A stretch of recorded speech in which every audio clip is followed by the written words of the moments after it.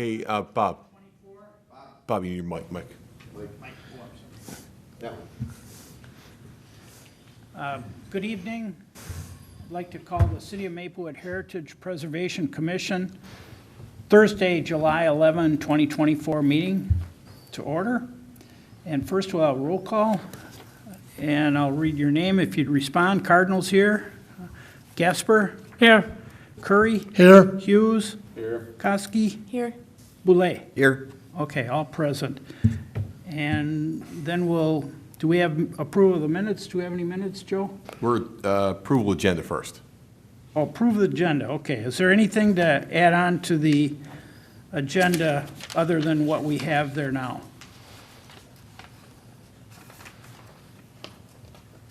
Didn't I call and ask? Richard, Yep. go ahead.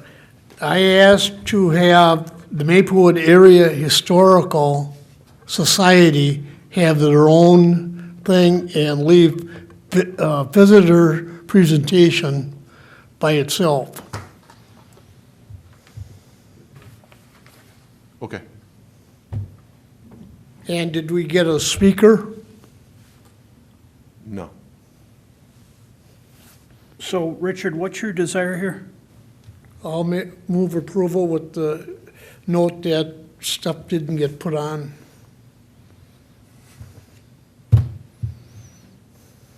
Okay, so you're fine with visitor presentations? Well, next, we've mentioned that should be all by itself, and the Historical Society should have their own bullet point. Okay, so we can change that so it is not under visitor presentations, and it has a separate letter to identify the Yeah. Maplewood Area Historical Society. Is there any other questions about that? All in favor, say aye. Aye. Opposed? Okay, that's changed. All right, then we'll move on to approve the minutes. Do we have minutes, Joe? Yes, it should have been in the packet, but, try to think. I will supply minutes. Realizing now they're not in the packet.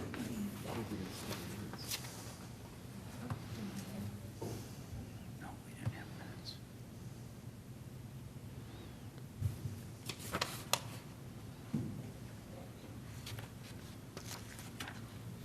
Give me 1 second. I'll pull them up for you.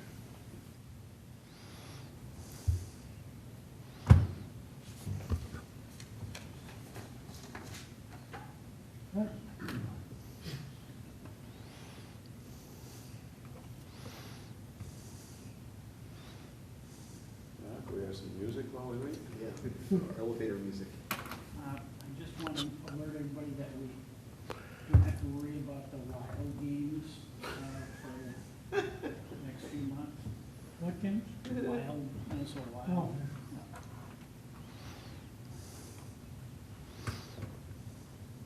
That pertains to Mr. Hughes and myself more than. I remember. I hope they're playing in June next year. Yeah. That's all I hope for. June Wild Games. Maybe July by then. Who knows? Keep it steady. No.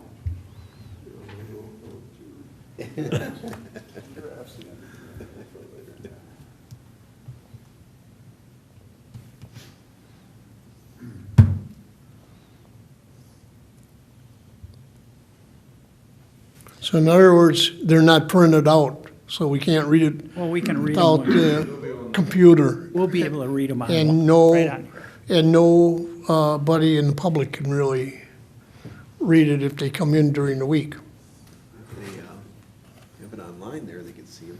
Yeah. Well, I'll have it on the screen.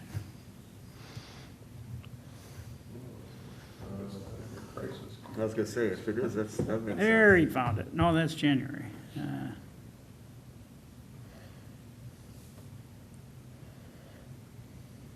There he goes.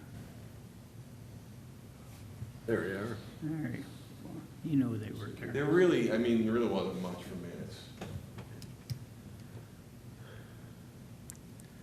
Okay, so let's, I expanded a little bit.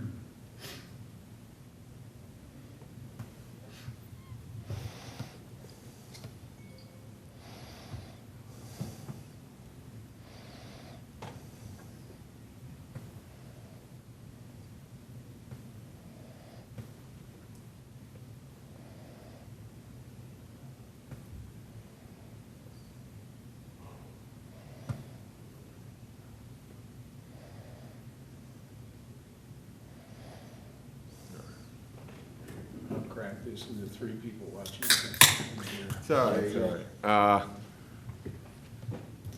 See yours? Is that enough to, Scroll down a little bit more. I'm guessing that's it, but, oh, there we go.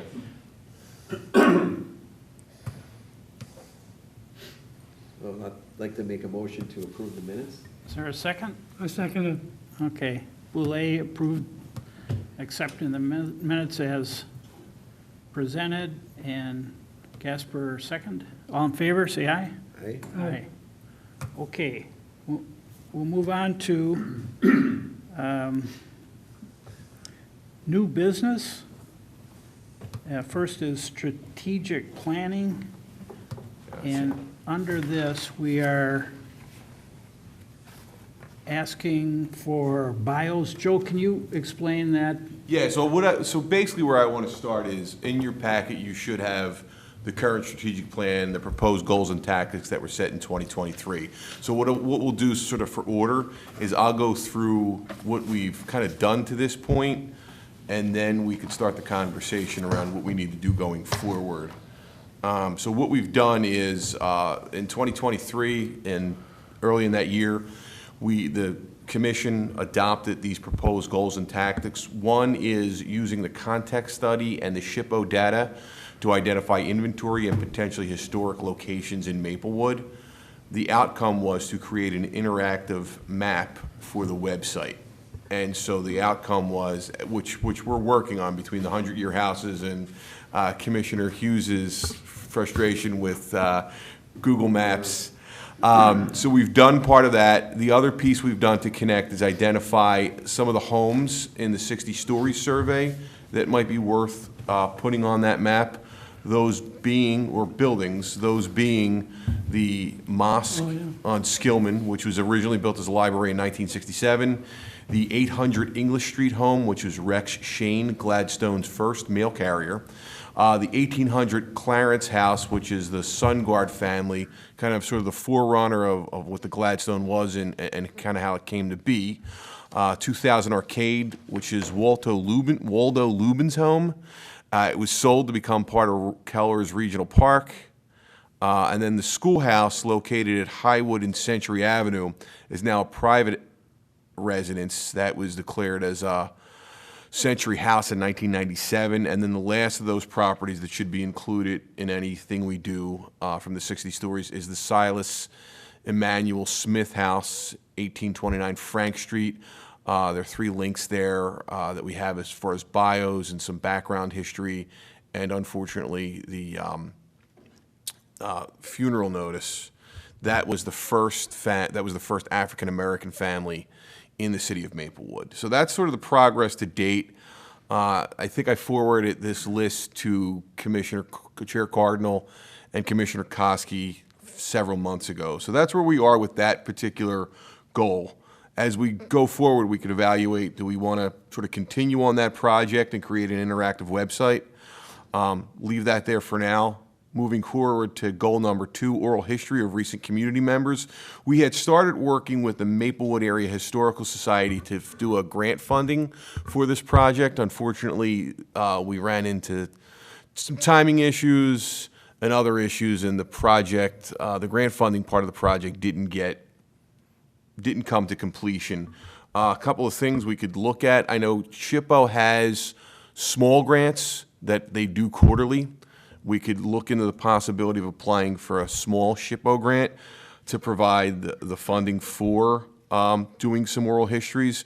Where I think we are with this one, and kind of in past conversations, is really focusing in on sort of some of the newcomers. In the 60 stories, we did a great job of documenting history up into the early 1970s.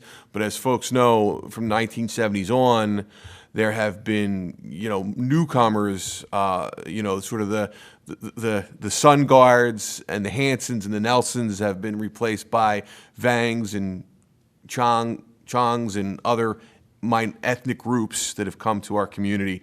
And I think any type of oral history we do should definitely capture some of our newcomers in that. And then the third piece was work with the Purple Line station planners for some kind of remembrance or commemoration of the LS&M Railroad.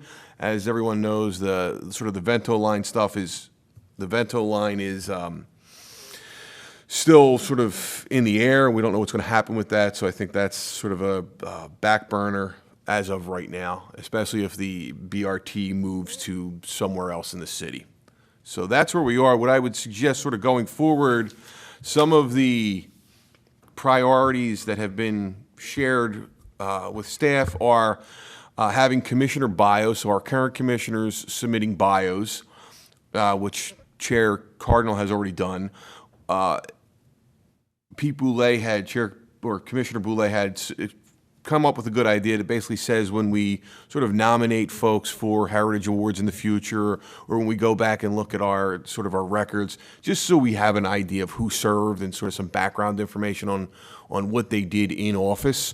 Right now, the city is really positioned well to do this because we're going to sort of a cloud-based serving system as opposed to you have to be in City Hall, you have to log in, you have to have a special password and ID. What we can do is create, actually the folder is already created in, as you saw what I just pulled up, that folder's, in fact, I'll pull up the folder for you right now. So that folder already, oh geez, what did I just do here? That folder already exists. Uh-oh. So, all right, I accidentally erased out of it, but that folder already exists, and it's already a members folder, so we could have, so you yourself could just plop your own bio in that folder. You could edit your own bio if we give you the permission to share. Obviously, you wouldn't have the right to, not the right, you wouldn't have the permission. When I say permission, I mean like the technical permission, who could write in what files. You wouldn't have the technical permission to write in anyone else's file, but you could keep your own file, your own bio up to date. That's already available. I'm happy to share sort of links from each and set up pages for each of you so that you could update your own bio on the fly. So that's one thing there. Can I stop you there? Sure, go ahead. For a second. Did you have a question? Yeah. Didn't all of us fill out an application with all the bio information? Yeah. That should be in city records now? All that bio information is in city records now. Unfortunately, Commissioner Carey, you had come onto the board several years ago, so all of your work up to date would not be in that bio. So your background information would be in the bio, but all the contributions you have made to this commission wouldn't be on there. So the beauty of having that sort of, if you're familiar with sort of a wiki doc or a living doc or a Google Doc, you could then update your contributions to the commission as you serve. So it's a living document. You don't have to submit a new document each time. You okay? All right, I'd just like to add, I think the commission should be recognized on the Maplewood site. So I would encourage everybody to submit a bio in the next month or two, and then that can be put on our site for the Heritage Preservation Commission. Anybody disagree with that? Are we okay with that? Okay, we'll do that, and then that'll take care of the bios. Any questions? Then we'll move on to Maplewood timeline. Joe, did you want to? Yeah, sure. So the Maplewood timeline kind of ties back into the 2023 proposed goals and tactics, Tactic 1, the context study, and create an interactive map for the web. So again, you had Commissioner Cardinal had mentioned this in a meeting past as far as establishing a timeline. I think between we have, so where I say is, let's kind of use sort of the 60 stories as a baseline maybe, and then build from there. And I'll leave it up to the commission to discuss who wants to do the legwork, who wants to collect the stories, what parts of the timeline are important, how you want to do that. What we've done. Oh, could I just? Yeah, sure. add? I think this is already done in the historic context study, isn't it? Yeah, the historic context study kind of lays all that out, but again, that's the piece that I'm asking Commissioner, because the commissioners generally, the historic context study covers up to 2014. So do we want to sort of go past 2014, figure out what happened then? Also I don't know how, I mean, it's complete in certain ways. I have to go back and look at it. So maybe instead of using 60 stories as a base, we also use the historic context study as a base. What's there, what's missing, what's next. A lot of this work, frankly, I think is a better use of resources in collaboration with the Maplewood Area Historical Society. They have the records, they have the personnel power. You know, the Maplewood communication staff, we're kind of tied up doing sort of the day-to-day work of promoting our events and highlighting initiatives and helping, you know, council and department heads promote sort of the day-to-day of the city. So what I would say on this one, if folks on this commission are willing to reach out to, or if there's a sort of a spirit of cooperation with the Maplewood Area Historical Society, let's go that route. That's a suggestion, a starting point. I'm happy to listen to whatever commissioners have to say on this issue. Okay, I'd like to comment on that. I think this is most important, that there's some kind of timeline, Maplewood timeline. I mean, we have the book, we have all the different documents and whatever, but a timeline that we could put on the city website and people could follow and see what the history of Maplewood is. I'd suggest that each of us take the time to identify maybe 10 or 20 different topics that could be put on that Maplewood timeline, and we can put it on for our website, for the city's website, and people could go on the web and they could see what Maplewood has done instead of trying to search out the books and all that other information. So I'd ask everybody to make a little homework for our next meeting to identify whether you want to identify 10 or 20 or whatever events that we should have on that timeline. Is there a consensus here? Anybody? Mr. Chair, can I have any other recommendations. Bob Jensen did a ton of this work already on multiple properties in the city, so there's a heck of a lot of timeline done already. If there's a list of locations or whatever you want, Moose Lodge, anything, you know, he would already have it done. Not past 2014, maybe. I'm not sure. Yeah. That's interesting. Yeah, I mean, that's the point I'm making. It's Yeah. like a lot of the work you're asking us to do, while important to the city, is not really the responsibility of the city. It's more the Maplewood Area Historical Society. They have the capacity and the know-how. I would say former Maplewood Area Historical Society staff would. Bob Jensen has it all done. We don't need to ask anybody to do it. You don't have to do it. Nobody has to do it. It's already done. Okay, that's fine. I think we also need to maybe define the scope of what the timeline's covering, because I think you're talking events and you're talking structures. So It I could think be we either maybe, one. yeah, I think maybe we have to kind of refine the scope of, are we talking, you know, here's when Maplewood's incorporated, or first platted, you know, it's part of Little Canada, then it's actually incorporated, then we go into like the major events. I think we basically break it down by major events of what defines the city, and then we can fill in the gaps. And I think it's easy enough just to pull major events from the historic context study, create like a skeleton framework, and then fill the gaps in with things like 60 stories, Bob Jensen's info, and then go, do we need to go any further? Do we want to include when significant structures were built? Like, I think that's a whole different layer of the scope. Maybe just start with significant historic events of what defines Maplewood, and then start filling the gaps in, just defining what's the methodology of how we're building it. Because if we all come in with random 10 to 20 events of different kinds of significance with different focuses, I think the timeline just gets very scattered, and like, what's the actual focus of what we're trying to communicate? And the other thing is, putting my communications hat on, who's the audience for this? Yeah. If it's just the general public of Maplewood, and it's just going to go on the website as like a reference for people who don't really know much about it, just I think starting with the broad timeline, major events, and filling in some gaps of what makes Maplewood kind of unique as far as its history goes. I think that's as far as we would need to go with it for just what goes on the website. Okay, so I'm thinking dates when Maplewood was first begun, all the way up until the city council came and there was a structure. people might not even know how we got the name Maplewood, and that was because there's a guy that came from New Jersey. He lived in Maplewood, New Jersey, came here and he got on the council, and that's how Maplewood became a name for the city. So something like that with dates and information that people aren't even aware of. So that's what I'm thinking. And it's what you want to contribute, but I concur with Bob Jensen's guy.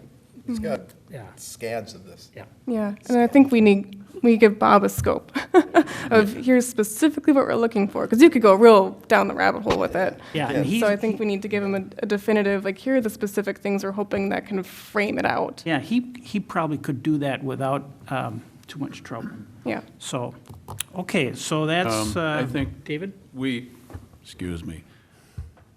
Having been an educator, we want to keep this as simple as we can. People today don't want to sit down and read a whole timeline full of books.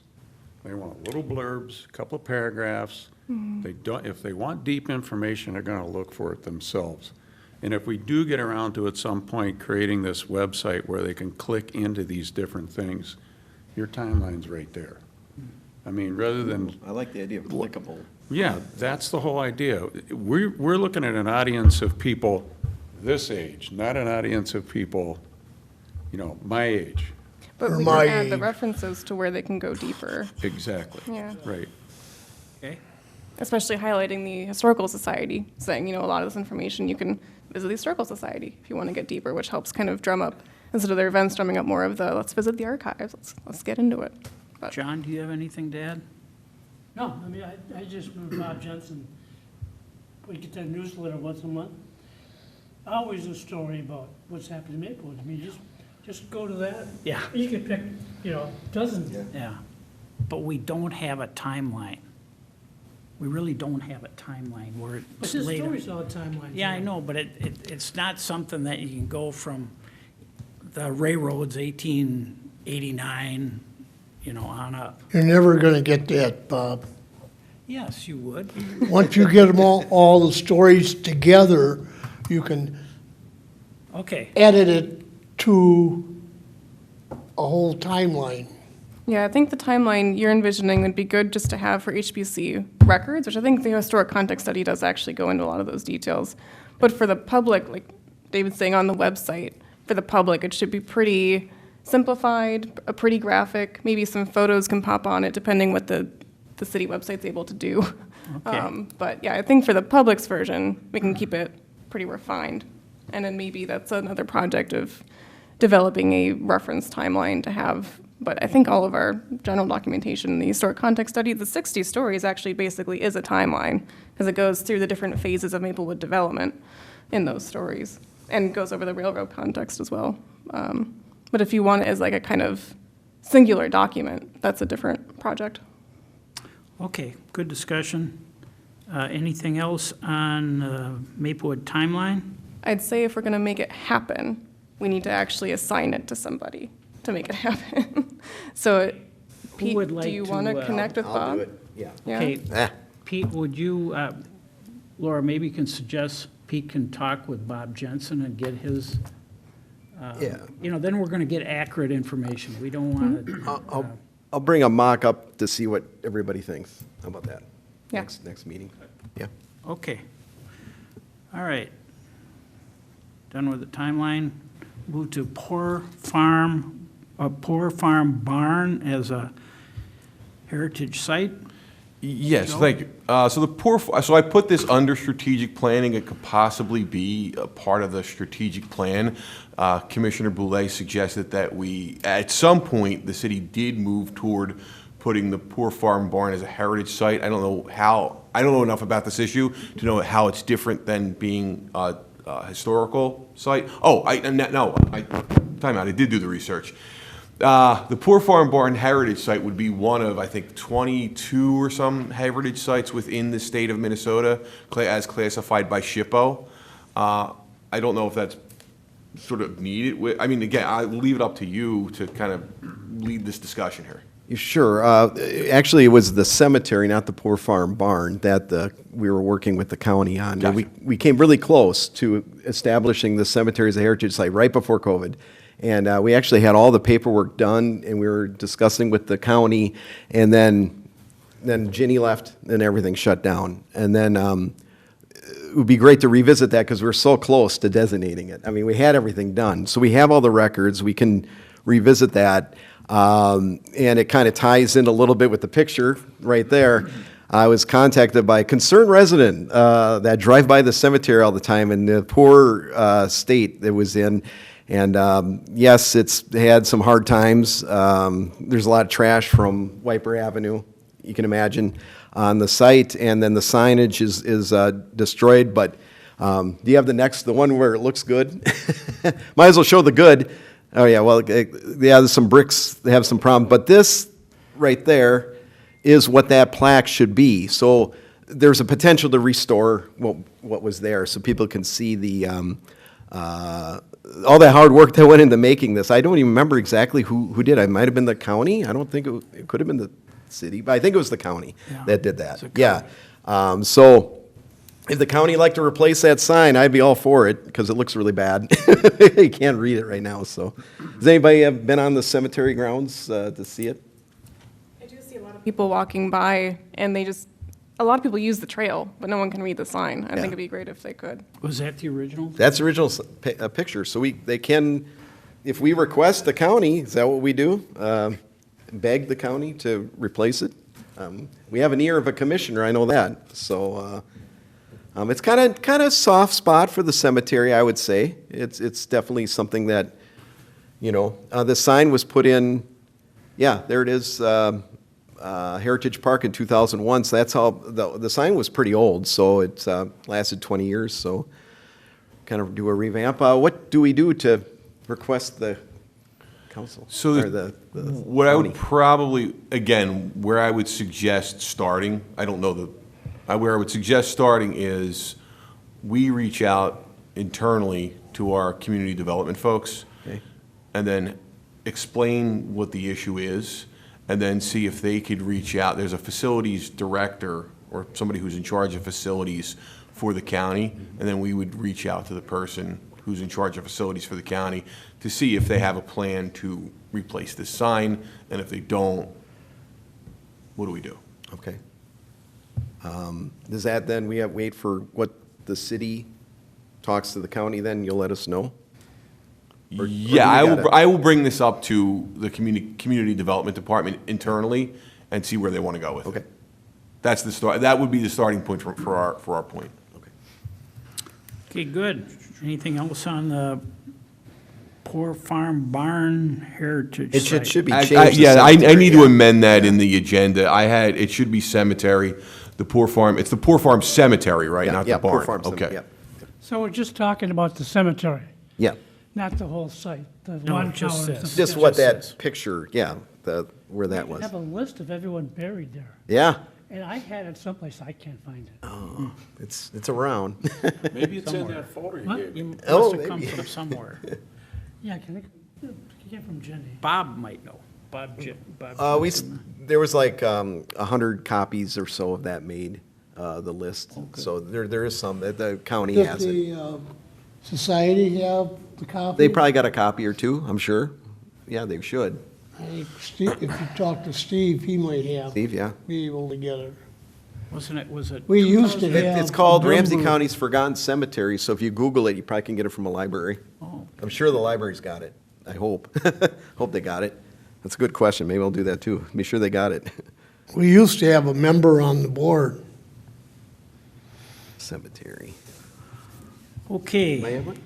Wait. Anything further? Whole folder on it, and I scanned everything in the folder from SHPO. Oh, there you go. So they might have had a copy of that. Okay. We finished with the cemetery? Yep. Okay, let's move on to appointment of Ramsey County Historical Society rep. Okay, at the last meeting, Commissioner Carey had brought up taking an appointment on the Ramsey County Historical Society's board. In our bylaws, A member of the HPC is required to be a representative of the Ramsey County Historical Society. Currently, that member is David Hughes. So that's typically the city council each year tends to reappoint. We, as a council, our council members sit on a variety of boards governing, a variety of things. And so we're trying, so that's where we are with this. And typically, they just make a reappointment. So I'll leave it up to the board if we want to keep Commissioner Hughes as our representative. I would like to step aside if someone else wants it, so. Okay, we have an opening. There's 5 of us, Well, I'm already a member. so that's 4 that need Do to it.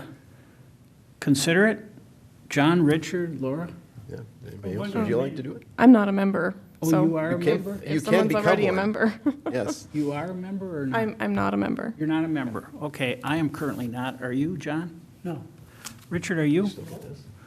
Okay. One of my classmates is on it.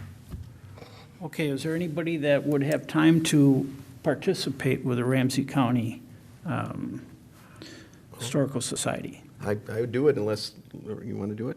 No, I have a baby. I don't have time. Go for it. Well, I'll You do don't it. have time, And okay. on the plus side, the city doesn't have to spend any money. I'm already a member. Okay. So there you go. I just saved the city money. Well, we There's we might witnesses. want to have somebody other than you. Oh, that's fine. Would you Yeah, like? Well, yeah, I don't. That's a good question. I'd like to offer it to John or Richard. When do they meet? Good question. I've never gone to a meeting. Is that funny? I've been a member for years, but I've never attended a meeting. I mean, I get the magazine and I talk to them a lot, but Since you already get it. I John or will Richard? tell you, Be members? one of the, Richard, do you want to? before you guys sign up for this, one of the frustrations is you never hear from them. Yeah. Never hear from, I mean, I have tried umpteen different ways to contact them, and they just don't even acknowledge you. Okay, So that's not. it's an honorary position. Yeah. Do you want to flip a coin, or do you want to both try it, or what do you? I wanna would, do? I would say, in light of, okay. Huh? I'll try it. All right, John, It'll go in my bio. I'll make a motion that John Gasper be appointed to the Ramsey County Historical Society as our rep. I second that emotion. All in favor, say aye. Aye. Opposed? Opposed? Congratulations. I tried to save money, just so you know. Oh, no, we need somebody else besides you. You have enough things to do. Well, that's- All right, and no. John is very familiar with that stuff, so good. Thanks, John. Okay, we'll move on to SHPO review. Okay, you should have this. David, do you Yeah. have this? Laura, do you have this? I'm sure it's in this pile. Okay. No, here you go. I think I passed one out to you. Oh, it wasn't. Okay, so we don't need to spend all our time on this, but I will read through this. And I think we can identify some things that maybe we are lacking and not representing the Preservation Commission with. So you don't have to stop me, but if you want to discuss something, I'll ask you to stop me. All right? So SHPO, this is a federal mandate set in the National Historical Preservation Act of 1966. Every state, U.S. territory has a state historical preservation officer who, with the support of the qualified staff, are charged with bullet point 1, conducting a comprehensive survey of historical properties. Bullet 2, maintaining an inventory of historical properties. Number 3, administrating state programs of federal assistance. Next point, identifying and nominating eligible properties to the National Historical Register. Next, advising and assisting federal, state, and local governments with matters of historical preservation. Next would be providing public information, education, training, and technical assistance. Next, working with local governments as the city of Maplewood, in the development of local historical preservation programs and help them become certified local governments. I'd like to stop there. Joe, can you verify that we are a certified local government? Yes, we are one of the certified local governments. As such, we have to submit a report to the SHPO office each year that outlines some of the duties you just outlined. We do this every year. We submit it every year. Usually around this time of the year, I start to put the report together. We highlight how many members of our board have the qualifications necessary to meet some of the standards of archaeology, architecture, history. We also talk about had we made any progress in trying to look or designate an historical site. And we also look at any 106 reviews that we work on and any other, which is our sort of the requirements and any other thing. So if that satisfies your concern. Okay, and I think one of the requirements is to participate in the state, Yeah, the state preservation. okay? Conference. And we'll cover that. We'll cover that down at the bottom of the Okay. agenda. All right. Next would provide consultation for federal undertakings under the Section 106 provision of the Historical Preservation Act. And then on the state level, in addition to our roles in the Federal Historical Preservation Program, SHPO also function within their own state governments. In this capacity, their duties include, but are not limited to, number one, promoting historical preservation efforts within the state government. That's where we participate. And number two, coordinating with tribal governments on historic preservation matters. These are all, just to kind of curtail this, these are all state mandates. The city mandates, or the mandates that apply to us as a certified local government would be more prevalent. So everything you're talking about is more of a federal and state, what they're supposed to do at that level. But we covered most of what we have to do as a certified local government. To keep that designation, all the bullet points you're checking are things we have to at least attempt. So. Okay, maintaining and managing historical house, museums, and historic sites. Coordinating state heritage tourism efforts. Managing state rehabilitation tax credit programs. Maintaining state granting programs. Supporting Main Street communities and revitalization efforts. Providing consultation for state undertakings like the Section 106 provision of the National Historic Preservation Act. Is there any discussion on any of those or any questions? So now, besides us as a commission, the public can be aware of these SHPO mandates. Well, I'm just going Laura? to jump off what Joe said. So none of these are mandates that we need to follow as an HBC, just to be clear. But I do know you're talking about things to meet what's required as a certified local government. At least one thing I know that we haven't been keeping up on year to year is actually providing a National Register nomination property. That's one of our annual responsibilities, but we can circle back on that with the mapping update when we get there. Thank you. That's what we'd like to do. In the past, we've done that. We haven't for the last few years. Okay.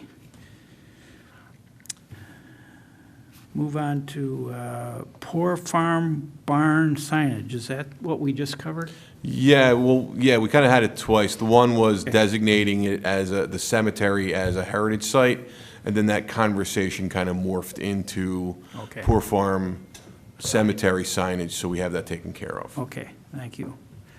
New member recruitment, Joe. So as we're aware, we're short one member. We're authorized for up to 7 members.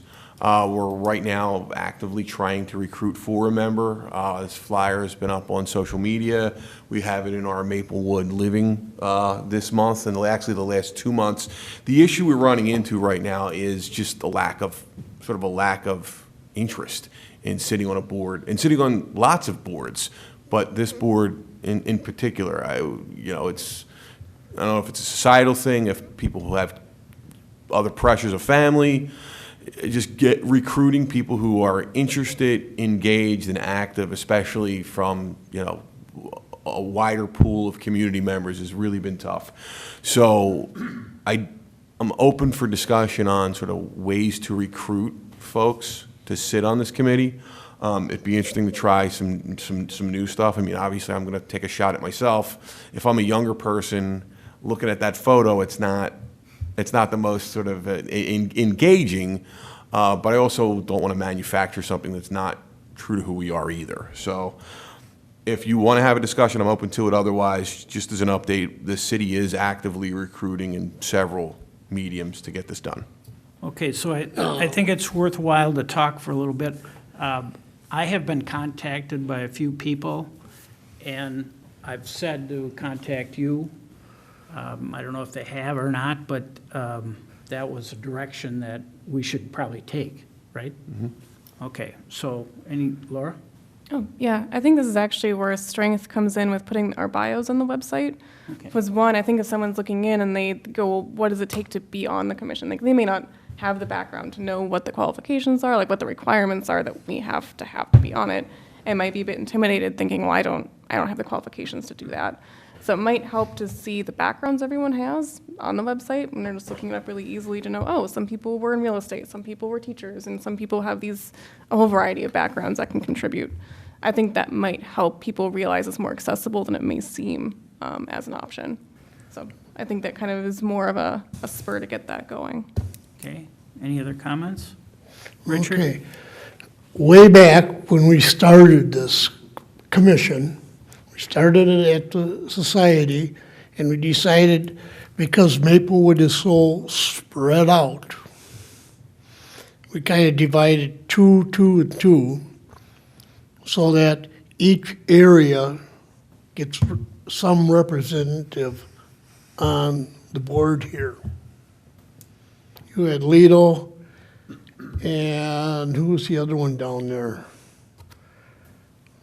And then you had Ann Fosberg, and then Carol Peterson was on the other side. You're talking Ron Cockerell. Huh? Ron, the other South Laker. Yeah, Ron, George Rosbach was in the middle, or on the northern section. So that, because when you're out in the public, in Maplewood, it's, everybody is thinking everything happens around Gladstone. Gladstone is it. There's nothing else to the south, there's nothing to the west. The thing is, the west had more mayors than any part of the other divisions or sides. So that's why we try to keep it so that all sections of Maplewood get represented on the board. That's just a little history of the place. Good point. So we're probably lacking in the South Lake as far as, we don't probably have somebody from the south. Well, you're not Come by Hill considered. Murray. Yeah, you're by Hill Murray. So maybe we should encourage somebody from the south part of Maplewood, 3M South or Larpenteur South on the east side. Good point, Richard. Good point. Okay. That is for new member recruitment. Anything else on that? I got a Pete? quick thing. One thing that got everybody excited back in the past was every 10 years we had kind of a celebration.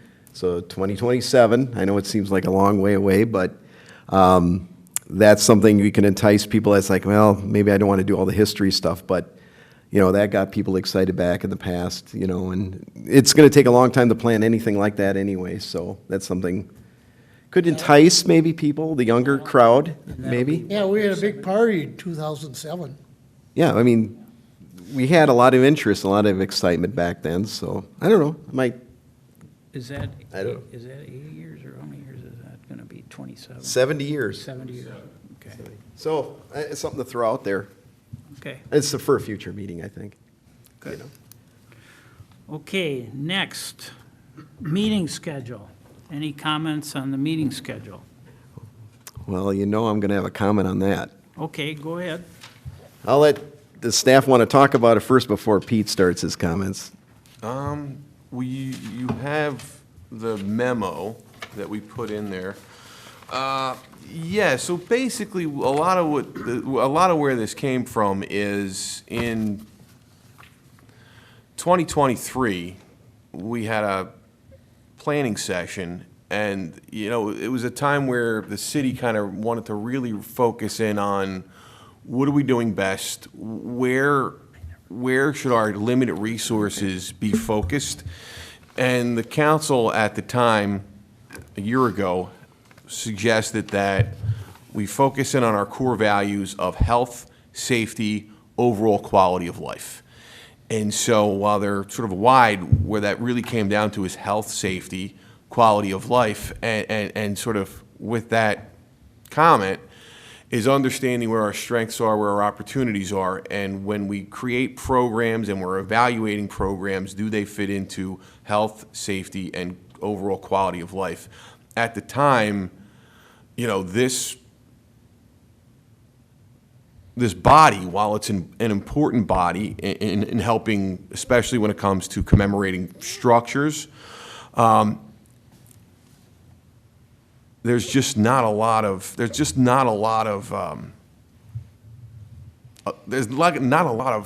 capacity for us to do it on a regular basis and to meet on a monthly basis. And so it was decided that we meet on a quarterly basis. We take the time in between to focus in on the work at hand and get stuff done between, but just we felt that we were meeting monthly and stuff wasn't getting done in monthly meetings. Our meetings were 15 minutes long, 20 minutes long, and every once in a while we'd have a side conversation that extended the meeting, or someone from the Historical Society came, but generally the meetings were 20 minutes to a half an hour, and it just didn't seem worth the resources to meet for 20 minutes. And so we went to quarterly to get to the point of, you know, like we are tonight, we're almost an hour in, we have a packed schedule, we've talked about a lot of really important things, we've covered a lot of weighty topics, and this is just a better use of our resources and our time at this point. And we could work on stuff between meetings. Okay. Pete? Mr. Chair, well, I hope everybody had a chance to read the part in the packet on this. For one thing, I was disappointed to learn there was a decision made before we had a chance to discuss this, if I'm reading this right. Is that correct? This was a city manager decision at the time. No, I mean, right, it says, after discussing these issues with new city manager Sables, decided to continue with quarterly meetings. Yes. Okay, so it would have been nice to discuss this before a decision, because obviously the city council or the city manager didn't even know what I was proposing. So the bottom line is each meeting costs $225. Is that correct? In addition to, other staff time, basically. Okay. So $225, so the city saves $1,800. I'll tell you what, if we had quarterly meetings in the early 2000s, there would have been no Bruin-Trupp Farm. Hands down. Quality of life. Absolutely, this commission's quality of life in Maplewood. I don't know how many examples you want me to point out, but I could sit here a long time pointing out examples of quality of life. You know, just right in front of the community center, the bell, the Arbolado bell, dedication, brought all the old school people together to dedicate that, just one thing. I mean, the list goes on and on. My proposal was to have meetings every 2 months, not every month. Having quarterly meetings, you just can't get much done. I mean, where's the continuity? You miss one meeting, you basically miss half a year. So I was going to propose having every other month, basically July, September, November, January, March, and May. We typically took, you know, some months off anyway, December, and also something like August, you know, usually every year, because people had a lot of packed things going on. So I would hope that we'd go back to meeting more often. Are we the only commission meeting quarterly right now? Yes. So why should we be different than other commissions? That's also something we've battled with ever since the commission was created. We should be on equal footing with all commissions in Maplewood. There are certain commissions that have duties that they have to provide advisory commentary for council to make a decision or to move forward. Ours is not one of those commissions. We don't a lot of the stuff we generate internally. Sure. A lot of what we do council doesn't need to weigh in on a lot of what we decide or a lot of what we talk about or advise. So that was the piece of this, and we just felt that the Maplewood Area Historical Society is better suited to, and in the early 2000s, the situation was different. The city was still developing. We're in a situation now where the city's pretty much developed out. And so that's part of the calculus for this decision. Another part I disagreed with was that most of the stock in the city that could be deemed historic is fallen in disrepair and been altered, so it's no longer historically significant. So, and this is an old statement too, overall building stock tends to lack architectural and historic significance. And I would disagree with that with Maplewood too. Plenty of things historically significant in Maplewood. And if we're not here, they just, it's one demo at a time then. So, if we can't document it, we don't always have the time to do it. So even the Group Health Inc. building right on B and Wiper Avenue, we had the person working on the context study said, you know how significant that building is right there. It's architecturally significant. Doesn't look like much to maybe a lot of people, but it is. And I'm just saying I'm gonna fight this one as long as I can. We definitely are not gonna get much done on a quarterly basis. I don't know how we could. And if it's only a financial situation, will you please ask the city manager if I can arrange a sponsor to pay for these meetings, see if the city would be willing to that. $225 a meeting isn't that much. At least I don't think so. So, it's just something to think about. Okay. Okay, I'd like to have everybody's input on this, and we'll start with Richard.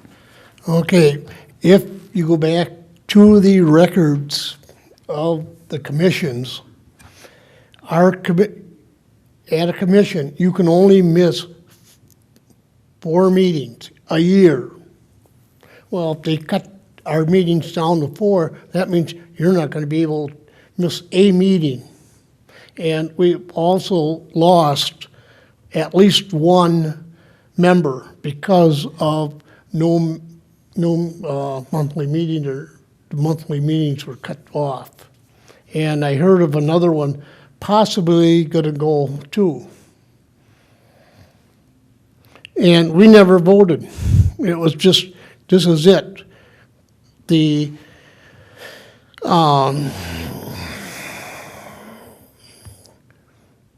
staff liaison is here to direct. The chairman is to call motions and to vote yes or no on what we want to do, not be dictated like a dictator in some other country. That's it. Okay, any other comments here? One quick one. Could wait, we wait, turn, wait. well, sorry, Before we no, let- this is a quick one. Could we get turn off the slide and have actually where people could see us? That, just so you know, the actual broadcast Is different? is different than Oh, that. okay, I didn't know Yeah, that. yeah, Sorry. no worries. Okay, okay, so, all his files and he was. yeah, go ahead, Laura. I'm thinking, because as a newer member in the past couple of years, I kind of agree with the city, because having been part of the commission, it has been a little spinning of wheels at every meeting, even when we had monthly meetings. It was not productive. I had to fight to be productive with anything I brought forth, and people weren't fighting me on it, but it was more of me trying to say we have to actually make a plan and assign things and actually do something. Every meeting has really just mostly been spinning of wheels until we actually came up with real plans and made sure people had tasks to follow up on. So most of the time I'd been here, I also felt it was a little useless. We weren't actually doing much. It was a lot of arguing and then not actually following through on anything. So I agreed with the city. I was kind of relieved. I was like, this feels like a waste of time when I come in. I think we have to prove to the city that it's worth actually having more frequent meetings. I can see why the city does not see us having any value at the moment. It makes complete sense from my perspective. I think we have to actually show them we have value again. It seems like in the past there used to be a lot going on. Lately, no. So I think we really have to make that point. I would have to agree. I've been on this commission almost 3 years, and honest to God, the first couple of years, I wanted to pull my hair out. we did nothing but come in, and it was like a social event. People talked, it was like, hey, this is the time we meet.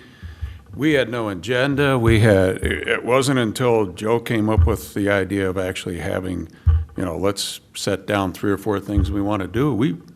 That first year, we didn't do anything. It felt like, I know you guys were coming out of COVID, but it felt like nothing was happening, and maybe it was turnover in the old group or whatever, but it was very frustrating. Honestly, I just about left at the end of the first year. It was very frustrating, but I want to say that, a couple of the new additions, I think we've got a little bit better direction, and, we really all need to pitch in. When volunteers, somebody says, we need to do this, we all should be doing something. We shouldn't just be, We spin wheels. we're leaning on her like we expect her to do everything because she came in and she's got this great expertise. But all of us got to jump in, even if you don't think you can do it. And, John, I want to compliment you. That folder that you gave me, you did so much work in that. That was amazing. There's so much stuff in there. It almost felt like you had everything that I'm trying to put back together here, and it's like it got dropped, and you did all that, and then it's like the commission just never carried it to the next I step. got another pile of stuff about that high. And, Pete, you're talking about the guy who's got all these files. Where are they? We could be using this stuff. We're redoing the same thing over and over and over again. And maybe we're doing it better this time, but I think of the 16, 17 hours I got into this, and I'm not done yet. And then I'm going to hand it to her, and it's going to be a little bleep on her stuff, right? But, Yes. I want He nailed to let John talk. John, do you have anything to add? 30 seconds. No. I mean, it seems like we did, for a while, a lot of stuff. I put a lot of time in, and sort of just died out.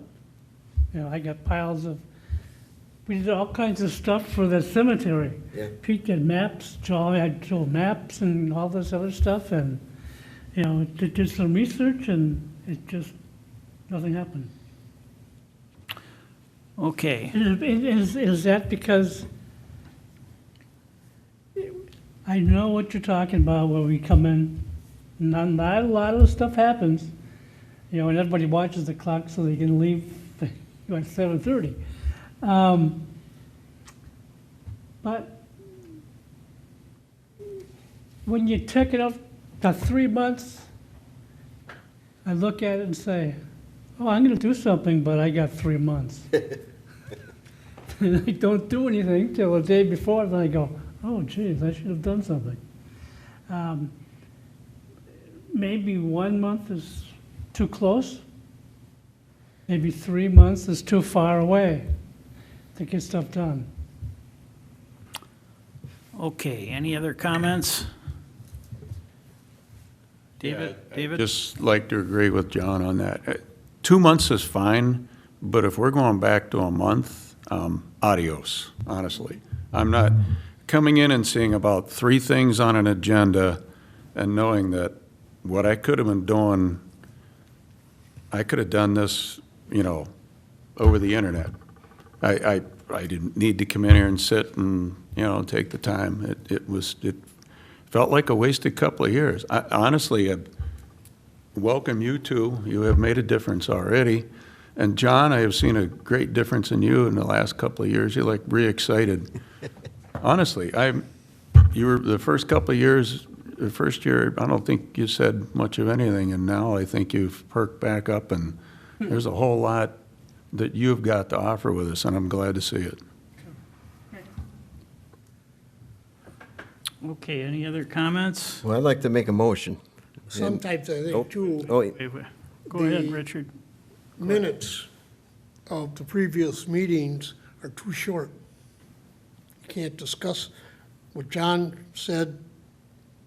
Everybody kind of forgets about it the next meeting, that doesn't come up again.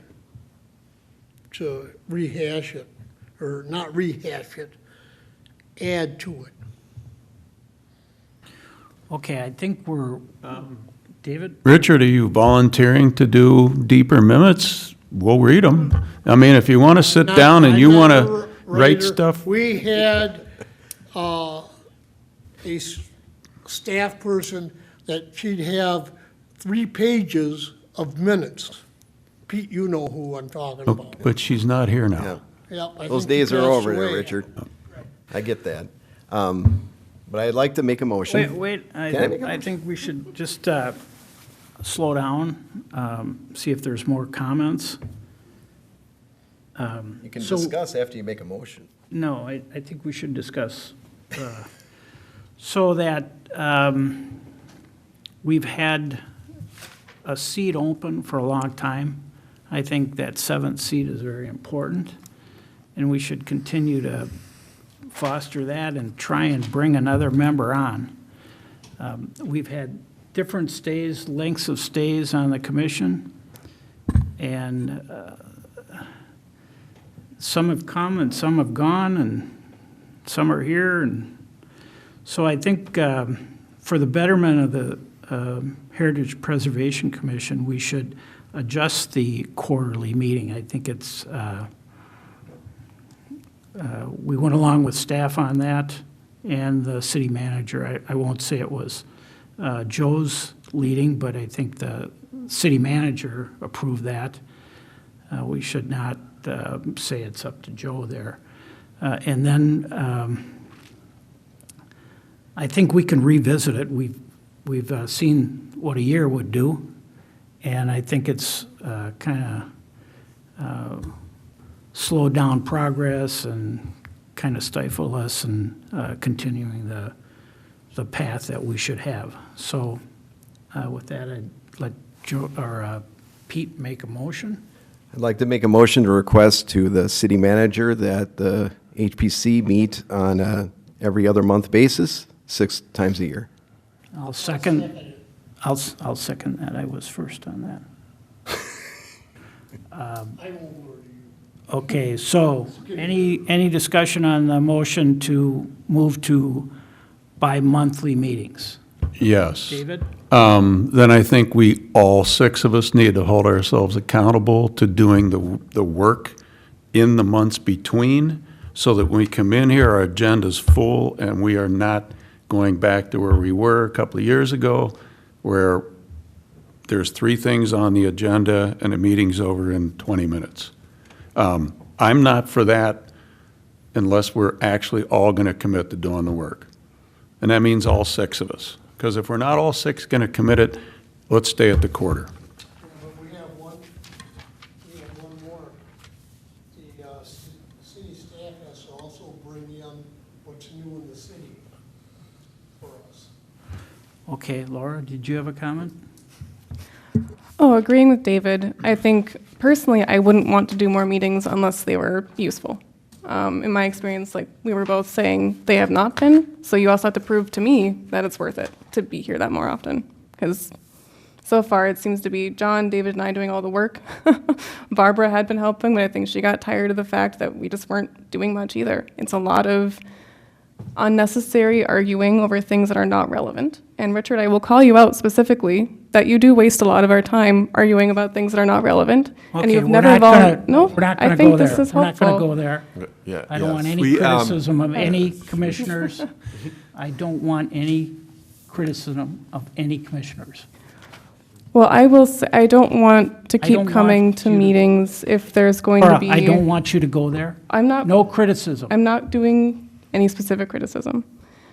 But I've considered not coming to meetings because they often turn into unnecessary arguments that are not useful and waste the commission's time and the city's time. And I can see why the city might have also seen that as a reason to not spend as much time on meetings.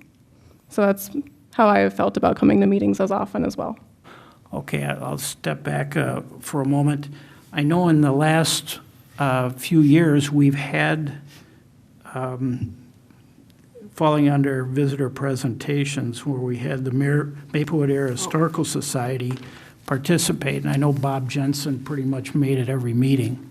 And that was good to tie that society together with our Heritage Preservation Commission. I wish we could reestablish that. Maybe we can ask Bob as a member to come back and visit with us, because we haven't seen that participation. I know he was very involved in the Historical Society, so. Okay, now, did you make a motion? I did. There's a second. And there was a second. One more quick thing. Great. I think inviting guests to give a presentation would be great. I think that would add a lot to it, because we used to have former mayors come. There's a lot of former mayors, and they all have some fun stuff to say.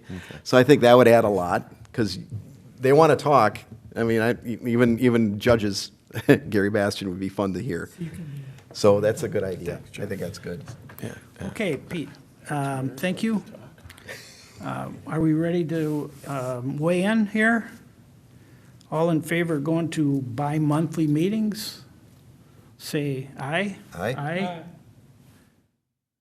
Opposed? Aye. Aye. Okay, so I count 4-2. Let me clarify with your motion, because your motion didn't quite say it that way. To clarify the request. motion was a motion to request to the city manager that we convene every other month. Yes, correct. Okay. That's correct. Yes, it's just a request. I know. I know our place here. No, I just want to make sure that what gets in the record Yes, is correct. Yes. Okay, that's a weighing in to city manager, Joe? Yes, it would be a request to the city manager. It looks like the motion prevailed 4-2. Oh, just Okay. because I thought we were making a motion on going straight to the bi-monthly meetings, I wanted to get back to it being actually a request. Aye to the request. Okay. Yeah. Oh, okay. Okay, so you would vote for the city Aye to the manager? request, not just You- skipping oh, into the request, month. Yeah. okay, Yep, okay, all that's right. where I was confused. Okay, so that wouldn't make it a 5-1 vote? Okay, that'd be a 5-1 vote, Joe? Okay. A reading of the commission. In, John? in past years, we've skipped Yep. a lot of meetings, probably 2 or 3 Yep. every year in the summertime. Yep. People would just been, so it's not 6 meetings a year, it ends up being 4. You know, Yeah. and so it's almost the same amount, but it's not quite. If there's nothing to do and it's in the summertime, they say, Right, in the past. yeah, In the past. so. Okay, any further discussion? Okay, is there anything for the betterment of the city of Maplewood that we want to talk about? We still have items on the agenda. Oh, yeah, I'm 7. sorry. Okay, we got to move on to Oh, yeah. demo application 1310 Frost Avenue. Okay, so as most folks are aware, JB Vang Properties is building a new affordable 65-unit apartment complex to be multi-generational. It's a really exciting project. It's called the Juniper now. It's had a couple of different names. I think the final name is the Juniper. It's at the site of the old not cemetery, but it's at the site of the old funeral home that sits at 1310 Frost Avenue. A demo permit in order for the construction to go forward, they have to demo that property. A demo permit has been applied for. It still hasn't been issued. So just so the folks on the commission know, as part of the commission, but also as part of the communications department, we go through the pains of documenting any demo that's of significance and any rebuild that's of significance. So as part of our work on the commission, we flew a drone. That's what the site looks like as of a few months ago. As you can see, it sits right there on the corner of Frost and English. This property will be the new Juniper JB Vang property. And then just get some context of where it is. You can see it's at sort of the bottom portion of the screen there, and it kind of overlooks the rest of the Gladstone and also the Savannah to this side. And then we have the Frost English Village, which is right about here, the Moose Lodge, which is right about here. And the hope is that once that Bang property goes in and the apartment complex is built across the street, development will be ripe for other pieces of this Gladstone to really bring it back to sort of a true community corridor that we had planned it to be. So that's where we are with that. Okay, any questions? Pete? Yeah, is there any way we can get an interior picture of the hall? It's the old LL Hall. Bad in 1980 when I had my reception. Did you get to, I figured it was pretty bland, but at least to have a picture on the inside, because you guarantee it if, once it's gone, so I go, did you get a picture of the inside? And we'll be like, no. I mean, you got pictures of the inside? Yeah, Oh. when it was closed though, after it flooded out, I went through it. No, LL, not Moose Lodge. Oh, no? Moose Lodge we got. Okay. Yeah, we got those, but not the, I can make a request to see if we could get in the site. The city doesn't own the site. The Yeah. most we can do is ask if we could get in there. the only other question is there a cornerstone? I looked and I couldn't find one, just in case, if there is one. I don't know if anybody's been there. I could check with our community development department to see if there's anything like that. Are you talking about a cornerstone on the building Like itself? a block with a year on it? I don't know, probably not, but I tried to look and there's a fence around it, so I can't get that close to it, so Say, Pete, probably not, but. on this Richard, development here, Richard, I'll recognize you. Go ahead. on this development here, if you remember back in 2005, this whole area was up for it, and the council shot it down, No, I don't remember that. and the residents did. And now it's back on, just about everything the same. Okay, all right. Further discussion on the demolition application? One quick thing, is there any more progress on some kind of sign? Because it's the oldest Hmong business in Maplewood, I think. It might be one of the oldest Hmong businesses, period, in Minnesota. So it's funny, it's not that old, but, you know, it was a big deal and they did it in the 90s. So something I don't know, it's up for future discussion, but it should be noted that it was probably the first Hmong business in Maplewood, I think. And maybe somebody in the city would correct me on that. But when this went in, it was a big deal. It was like front page in the paper when this went in. So, should be acknowledged, I suppose, somewhere. Okay, thank you. Anything else on demo application? Do we need to vote on this, Joe, or just No, it's accept just, it? this is just for advisory. Okay. Moving on to unfinished business, mapping potential historical structures update. Joe? That would be, as of right, it sounds like there's been some progress on this one. I'll turn it over to either Commissioner Koski or Commissioner Hughes to discuss. Okay, Laura?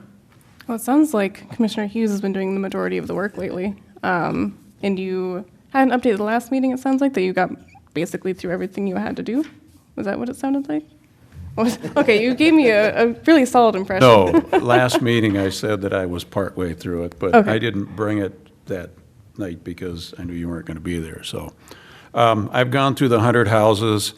I looked every one of them up on the real estate sites, and some of them have interior pictures of them because they were up for sale at some point recently. There are 4 or 5 here that I've identified that I think we could take a look at that might be something we at least want to recognize as significant for the city of Maplewood. One of them, you guys put a 100-year plaque on. And what do we need to do? What's the procedure to plaque a couple of these other houses? Oh, that took place several years ago. 97. 97. 7, okay. Yeah, And Is it the local designation form, or is it a different process for the plaque? But there are a couple of houses, and I'm not going to identify them here because we've got to look at them more closely. But I've got 5 of them here, one that you guys tagged, 2 on Larpenter that interior-wise are in very good shape. They've been added on to, but one's a beautiful brick house that, has a lot of period exterior to it. Another one on Larpenteur where the inside, the woodwork is original. The only problem with one of the other houses is the interior, some of the interior woodwork's been painted, but it's original woodwork. So there's 5 of them here on a list. I think we might want to at least look at as local designations because they are really beautiful pieces of architecture. And John, you probably took pictures of some of them, but I found one you didn't. I get pictures of every one. Did I give them to you? Yeah, but you missed the one on Payne Avenue. And that is actually the nicest one of the whole bunch. It is really the nicest. That- So, and- architect. Yeah, Ann Fosberg took all those pictures. Lot of them. Yeah, Oh, so I was And- giving you credit for something? Yeah. yeah. The other thing is, Richard, Joe, couldn't we get a grant to help Lori and that do some of that computer work? that's something what we could take a look at. Yeah, from the, Well, Because why should she? She knows more about computers than I ever do. My computer's down. okay, Bob, yeah, David. we had a grant writer. She left. Do you remember? That's what Commissioner Kern did in her last part of her job. She wrote grants for the North St. Paul School District. And we didn't take advantage of that. So Then it- we're going to have to probably pay a A grant staff writer. member to do it? I don't think Grant that's in his writing is job very description. specific work. That's what it was, I think, set up for, a staff I mean, to write that's, it. that's part of what we, that's part of what we were working with the Maplewood Area Historical Society on. Unfortunately, the relationship between this board and their management has not been as fruitful as it has been in the past, and that's a shame. So that's where they were really helpful, because they did help us apply for at least one grant. We didn't get the grant, but they did a lot of legwork and a lot of good work with former Commissioner Kern and myself to apply for one. Now, the other recipients that year had a little more, a little more deserving project, but it didn't mean that our project wasn't deserving as well. And at the time, we were trying to fund a position to do exactly what we're talking about, to fund somebody to do some of the collection and sort of the database work, to put both a website together and go forward with that. So that's, unfortunately, we didn't get that one. We can explore grants, and that's kind of the point of some of these conversations that we should have. Okay, Laura, any questions? David? Did you have more to say on that? Or, Oh, no. okay, I wasn't sure if I cut you off. So I want to touch back on the properties you highlighted. But one thing I wanted to ask first, which I now remember, because I know the end goal of this is to get an interactive map, which, filling you in, getting an interactive map on the city website so the people in Maplewood can interact with it. And the database I've been building has all of the points of what's in the historic properties map. It sounds like, is it Jenny? I can never remember her name. A combination of her work and John's work and the 100 homes is a whole different project. But this historical properties map that it sounds like she helped pull together with city staff. So there's some version of this somewhere in city records, possibly in GIS. But building on that, I went and I took all of SHPO's records for Maplewood. So everything that's on SHPO's inventory, which a lot weren't on here, a lot aren't on the Century Homes project because they look for different things, So basically pulling 3 different versions of surveys together all into one database. So what Commissioner Hughes has been doing is trying to quality check what's already included between SHPO and his historic properties study, what's not included, but we have to get added in from the Century Homes project, and then kind of checking against this list of what's interesting to try and chase up for local designation, and maybe if you found anything National Register interesting, but that's probably unlikely. With specific homes, it's harder to do. So that's basically what's a rundown of what we've been doing with this. And we've been attaching, if we can, photographs. That's why Joe went through the 60 Stories book and pulled out ones that seem to cross-reference actual physical structures that we can get up there. So basically, it's pulling all of these together in one place. We have one master list of historical structures in Maplewood. If there's inventory forms, they're attached to those points, photos are attached to those points. The 60 stories will scan into the relevant ones. And then the idea is that's going to go on a city website for public use. The big question, though, is, Joe, have you ever had a chance to see if the city's actually able to do that? If someone's willing to follow through and get it on the website, if that's a final goal option? I would probably say the best way to do it is if something lives on a third-party site that we could either link to or embed. Our site's not built to be interactive. Our site's meant to be sort of an information repository, but there are widgets that we could install that, you're kind of putting the footprint right there, clicking on it, but then going to a third-party site. So I think the follow-up question with that more so is the fact that for the city website to have a widget that could port it in, basically. I know the city has to have some version of GIS for all sorts of management purposes. Yes, we have GIS. Basically, what would happen is the map that we create will go on ArcGIS Online, which I'm sure the city has access to through your existing license. And then that would be ported onto the website. So from my understanding, the technical capability should be there, but is there the staffing ability to actually make that happen?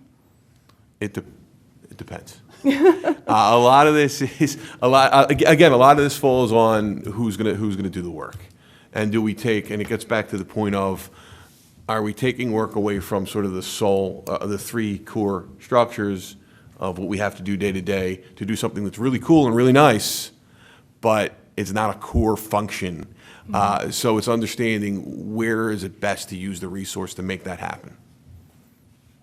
Yeah, so So I think. I'm happy to have this conversation offline about technical capabilities, but I think between the building department, which is, we have, one of the biggest years for permits, and they have to go inspect all the permits to make sure the new buildings are safe and the places are safe, so that takes up a lot of capacity that they have. And then our department, which has some GIS know-how, that person is also expanding, making sure that people in the community are aware of what's going on day to day. So it's just, it could happen, but it's just a matter of where our capacity is.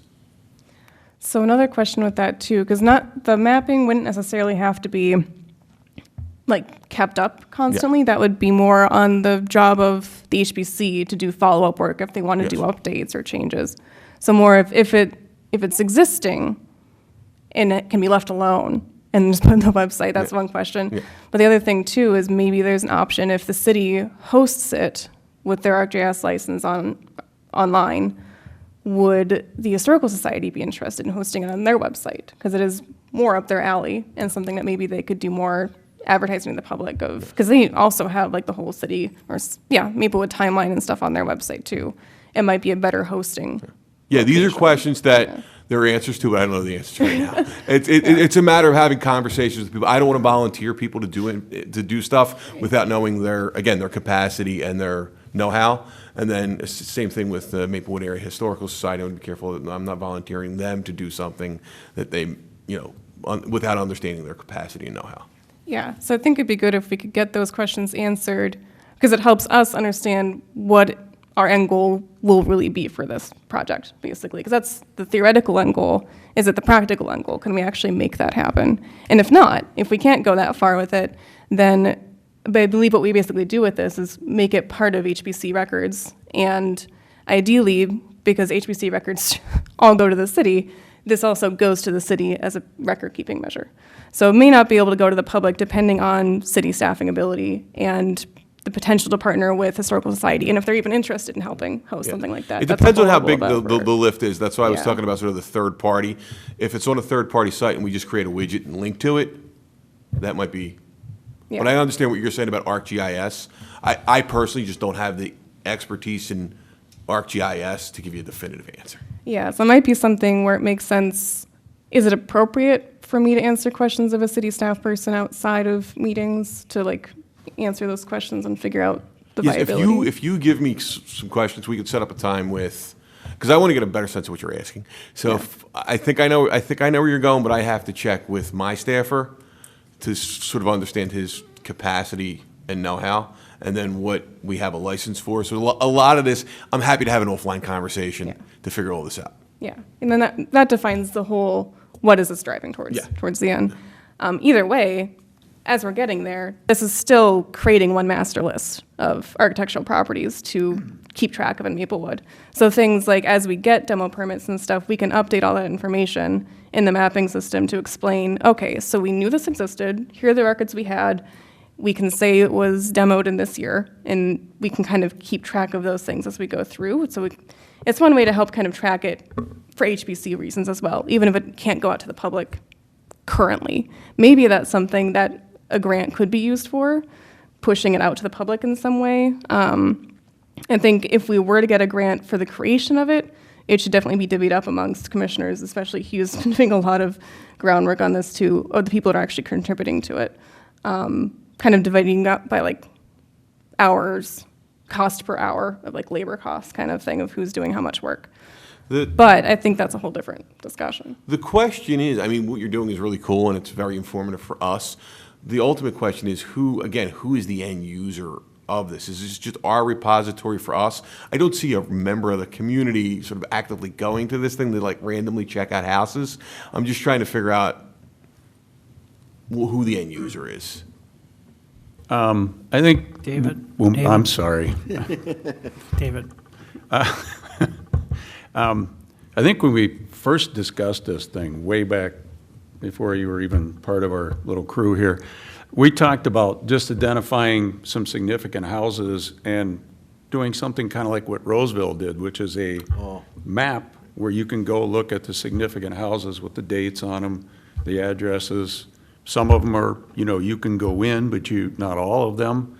But I know that was part of what we talked about originally, is not all 100 houses, being on a map so someone can go look at them, but having that information, but maybe picking several significant ones out, like the ones on the stories, and having them identified so people can go look at them.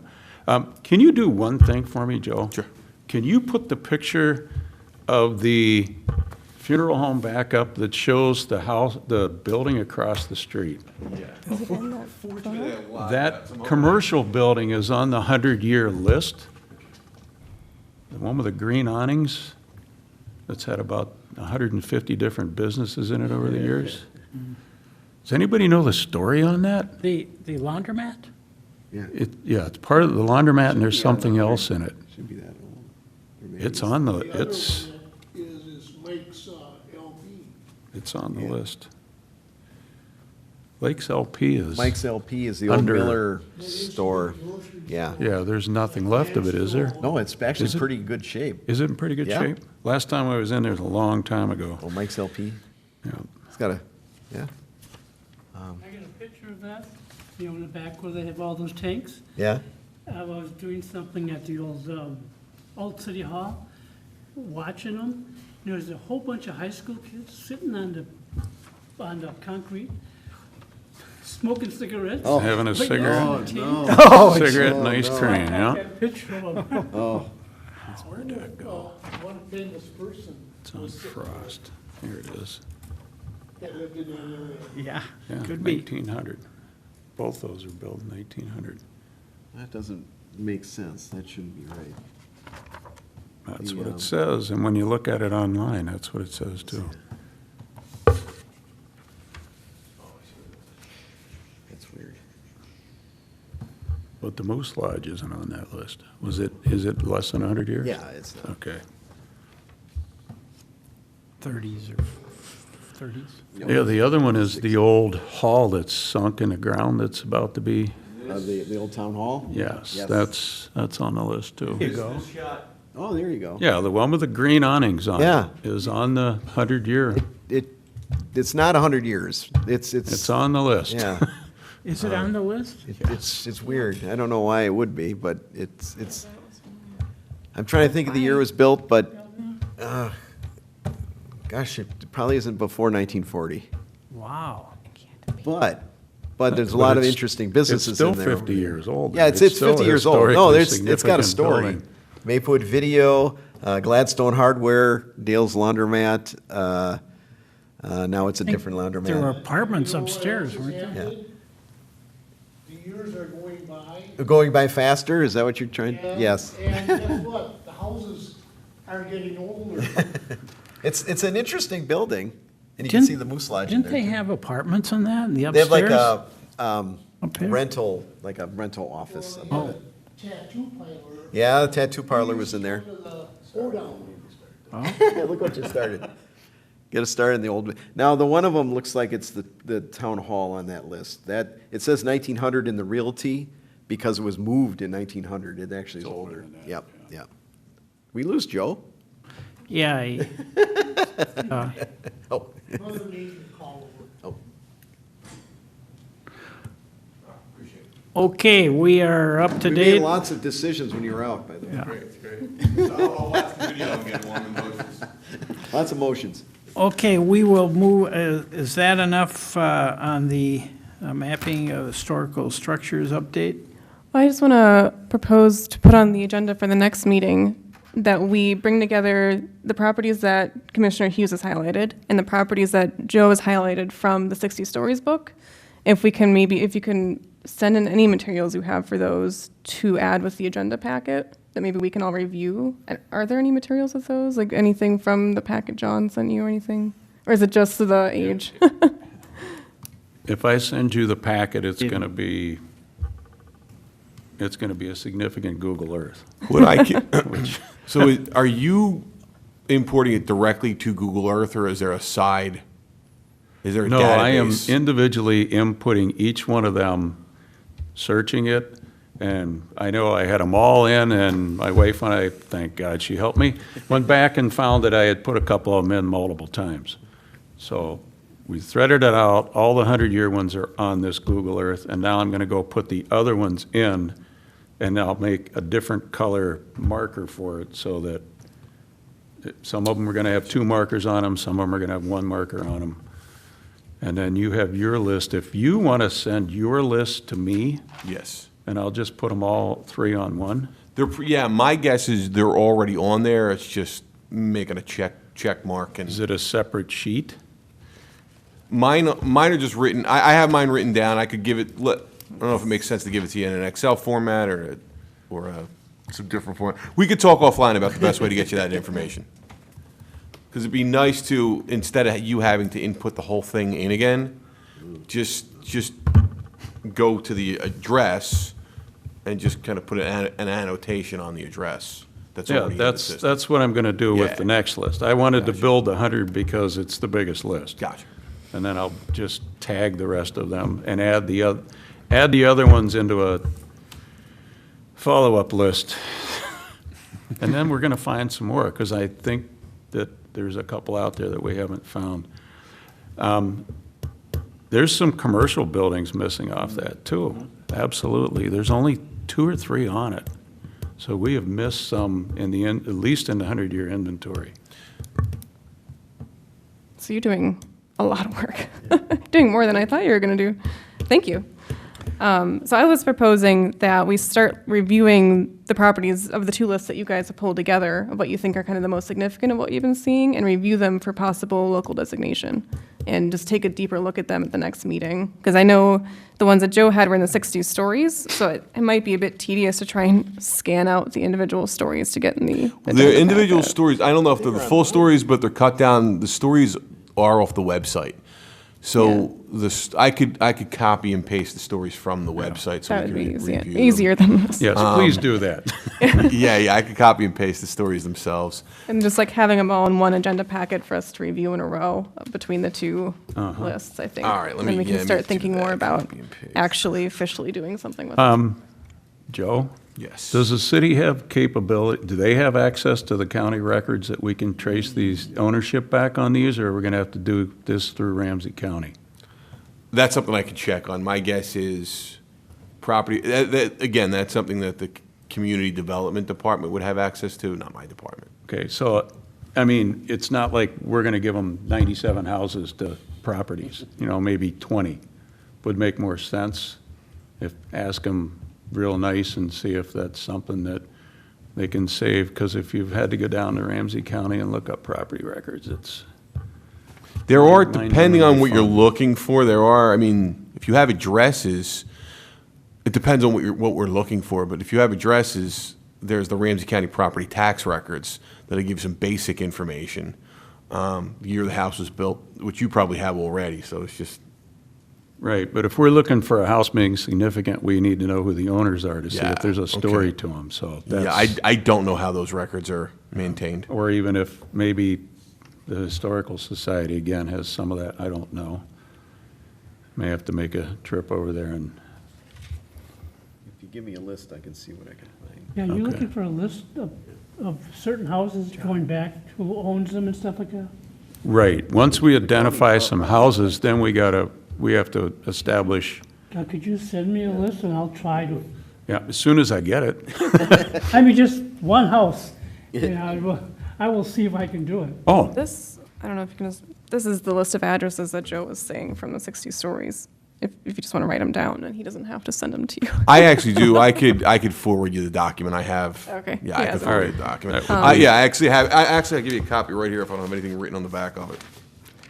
And then with that agenda, like all of those items pulled together, I don't remember who gave this to me. I thought Bob handed it out. Maybe Joe did, this local designation form. I did. Okay. These are the ones I told It was a year ago or two. Well, I'm just proposing including it so we know what we're looking at for local designation purposes. I think you said you handed out this one? I didn't hand that one out. I think sometimes Richard brings that. No, I don't think, This was from- Because I've kept everything from the time I got on. Well, I think we should just use this. It's already made. Whoever made it, Yeah. it just appeared in my folder, maybe from Richard. I think I'm going to give this to you, Joe, so you can scan it in. you can put that in your bio, Richard. There you go. You turned in the, I got a cabinet and a half of all the minutes. okay. Okay, I'm done. Thank you. Laura, anything else? I'm done, I'm All done. right, David, thank you. And Laura, thank you. Moving on to Preserve Minnesota 2024 Red Wings, September 18th through 20th. Yes, so this week, I don't know if anyone else on the commission had gotten the email, but the Yeah. Department of Administration opened and announced the calendar for the event. It's the 18th through the 20th. This is the annual Preserve Minnesota Conference. I looked briefly through some of the agenda items. I would encourage everyone to just either Google or I could send you the link to it. There is, the main hotel is at, the St. James Inn, and instead of the event being kind of contained in one spot, it looks like it's in 3 different spots, but all of them are within a block or 2 of each other to walk to. I guess at this point, they've also notified us that there would be scholarships available, but haven't opened the portal for the scholarships yet. So we don't have to make a decision right this second, but if people are interested, just email me your interest. It'd be nice to have, we need at least one person from the commission to go, but it'd be nice to have someone go depending on what scholarship dollars were available. Again, this is not, yeah. Well, let's address that right now. Is anybody willing to go? Richard? I got the animals, that's the only draw. All right, John, would you want to go?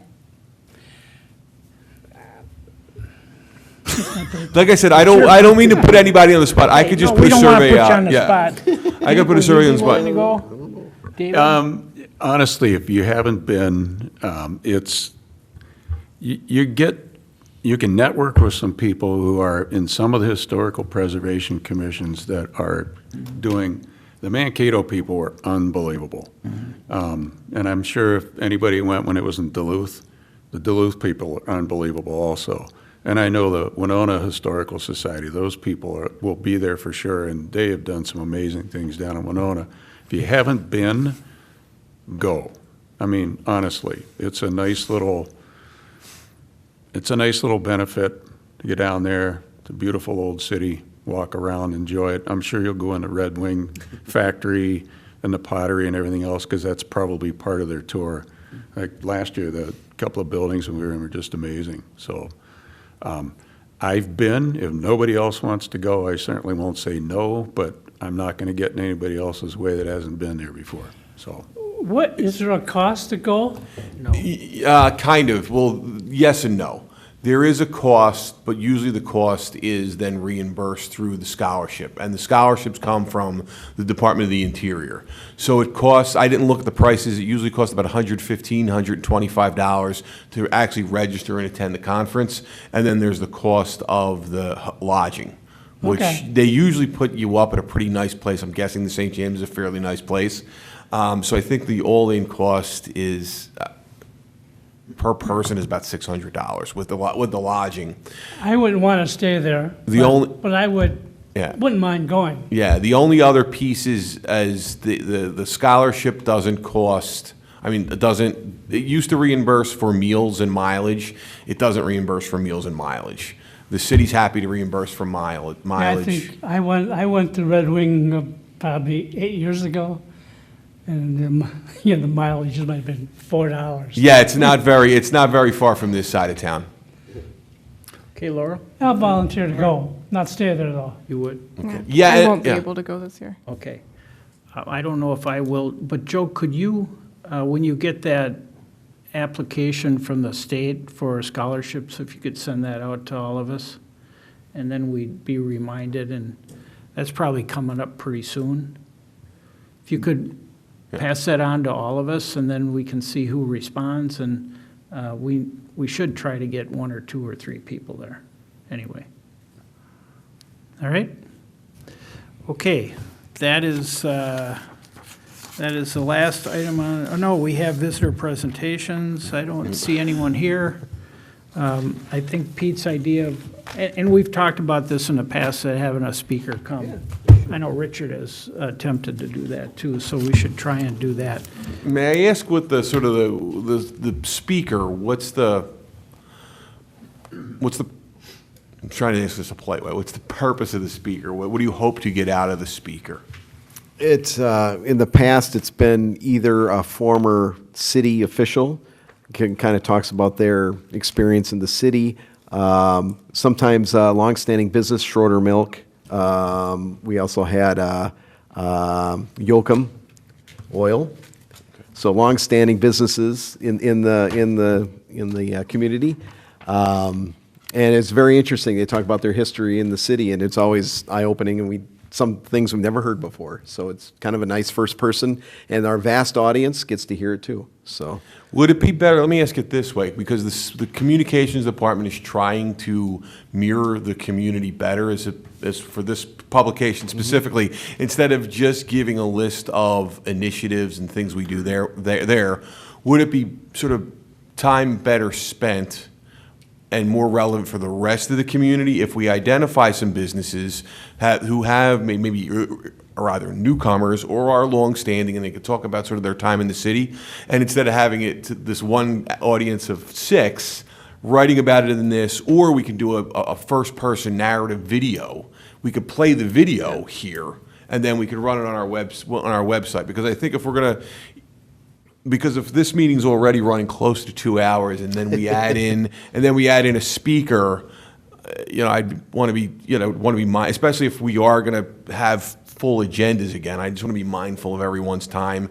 And again, the speaker, it's nice to have this information here, but I think it's more valuable for the speaker and the rest of the community if they have an audience on, say, a YouTube channel that we could push out through Facebook and social media. We could QR code them here, which, if you look at our pieces now, there are ways to sort of highlight someone in Maplewood Living. So you highlight them in Maplewood Living with a QR code to a supplemental video that gives you way more information if you need it. I think that's a really good use of resources for the entire community, not just us.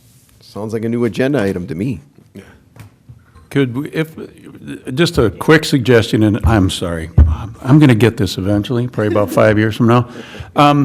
Maybe we reach out to some new arrivals, not new arrivals, but people who are a little bit different ethnic background than this group, and have them come in and tell their stories about how they got here, why they came here, why they picked Maplewood. I mean, we're not really including people outside of people that have been here quite a long time. Yeah, to Commissioner thank you for making that comment, Commissioner Hughes. And to Commissioner Boulet's point, if that is the first Hmong, one of the first Hmong businesses in town, it would be nice to connect with that person and get their video. It wouldn't be sort of a more formal historical version of an oral history, but that would be a great story. And again, happy to play it here in the meeting. So. Okay, thank you. Anything that we've missed, anyone? One David? last comment, David? and then I'll shut up. Thank you, guys. Thank all of you. This is the most productive meeting that I have sat in my 3 years. And I hope this is the beginning of something quite wonderful. Very good. Okay, anything further? We're adjourned. Go home to your child. Yes.